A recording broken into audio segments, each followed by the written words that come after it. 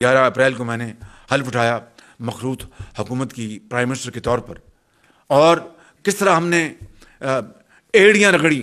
سچی بات بتاتا ہوں اپنا IMF کے آگے، کیونکہ وہ پاکستان کے اوپر اعتبار کرنے کے لیے تیار نہیں تھا. IMF کا یہ کہنا تھا کہ آپ بات کرتے ہیں اس سے مکر جاتے ہیں، اس سے بدل جاتے ہیں.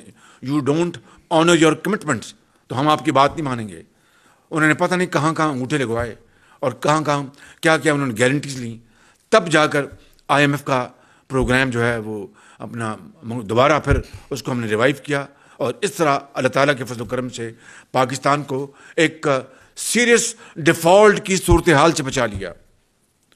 یقیناً ہمیں مہنگائی، جو تیل اور ان کی قیمتیں تھیں پیٹرول کی، جو عمران نیازی نے روکی ہوئی تھیں آرٹیفیشل طور پر. بھئی دنیا میں تیل کی قیمتیں دن رات آسمانوں سے باتیں کر رہی تھیں، $100 سے $120 تک پہنچ گیا تھا. اور یہ آخری دنوں میں جب ان کو یہ اندازہ ہوا کہ یہ ووٹ آف نو کانفیڈنس جو ہے شاید کامیاب ہو جائے، تو انہوں نے ایک کانٹوں بھرا جال اس نے پھینکا تاکہ آنے والی حکومت جو ہے اس جال میں پھنس جائے، جو کہ جس میں وہ کامیاب ہوئے. انہوں نے وہ ساری کی ساری جو پاس ہونی تھی پاس نہیں کی، نہ ان کے پاس فنڈز تھے، نہ کابینہ سے، نہ کسی سے نہیں انہوں نے ان کو منظور کروایا.